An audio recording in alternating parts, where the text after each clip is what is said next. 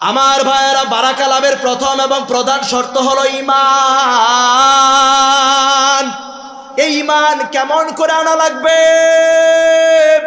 ১,৫০০ বছর আগে সাহাবায়ে কেরামের সামনে বদরের যুদ্ধের পূর্ব মুহূর্তে আল্লাহর নবীজি সাহাবায়ে কেরামের স্টেবিলিটি যাচাই করছিলেন, ইস্তেকামাত যাচাই করছিলেন, মানসিকতা সাহসিকতা যাচাই করছিলেন।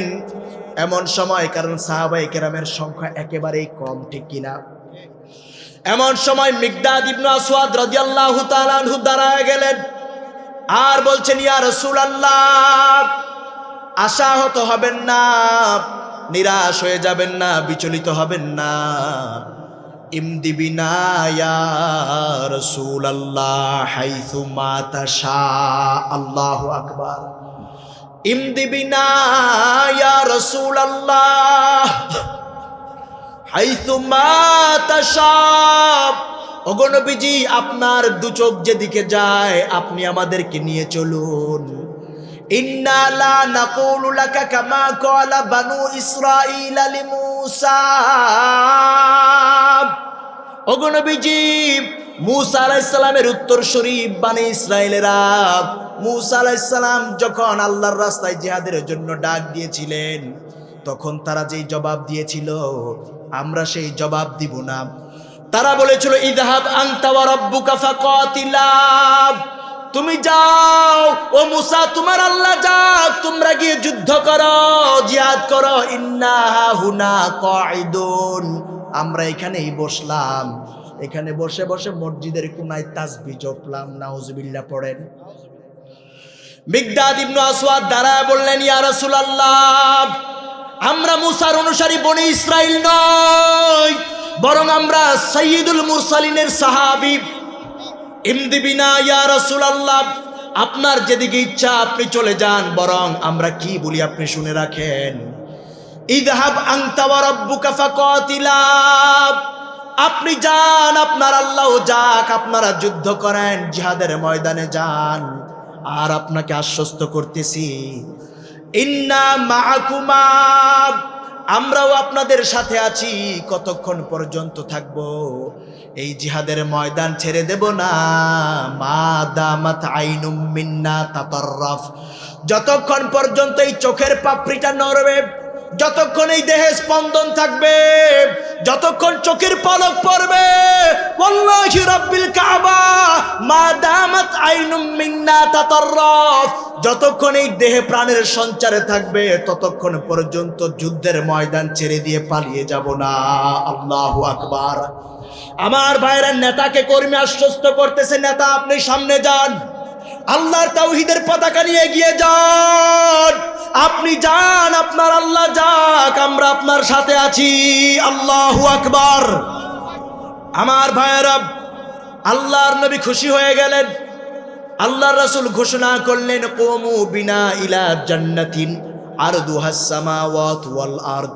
চলো সেই জান্নাতের দিকে যার বিশালতা আকাশ এবং জমিনের বিশালতার সমান। আল্লাহু আকবার। কে বলতেছেন?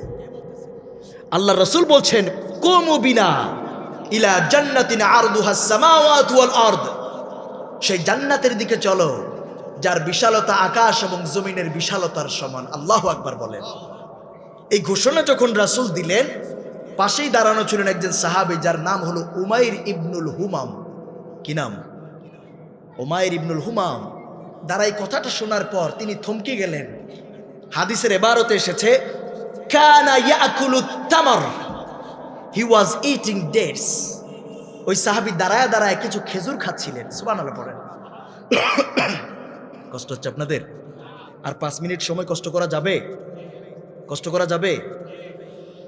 আমার ভাইয়েরা, বন্ধুরা, উমাইর ইবনু হুমাম রাদিয়াল্লাহু তাআলা আনহু কথাগুলো শুনতেছিলেন আর মনে মনে হেওয়ার করতেছিলেন। কত চমৎকার কথা আমার রাসূল বললেন।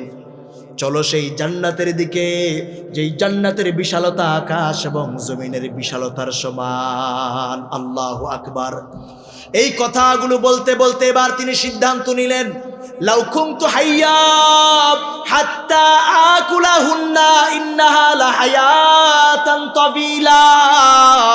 হযরত উমাইর ইবনুল হুমাম বলেন, আমার নবীজি এত সুন্দর ঘোষণা, এত সুন্দর জান্নাতের এত বড় অপরচুনিটির ঘোষণা দিলেন, কিন্তু আমি যদি আমার হাতের খেজুরগুলো খেতে থাকি আর শেষ খেজুরটা পর্যন্ত যদি খেতে থাকি, আমার হায়াত লম্বা হয়ে যাবে, আমার জান্নাতে যেতে দেরি হয়ে যাবে। অতএব আমি খেজুর তো খাবো, এই দুনিয়ার খেজুর নয়, বরং আমি আমার নবীর ঘোষণা অনুযায়ী জান্নাতে গিয়ে সেই জান্নাতি খেজুর খাবো। আল্লাহু আকবার। এই কথা বলে বলে ফারমা বিহিন্না উমাইর, এই কথা বলে হযরত উমাইর হাতের খেজুরগুলো ফেলে দিলেন। আল্লাহু আকবার বলেন। আর জিহাদের ময়দানে ঝাঁপিয়ে পড়লেন।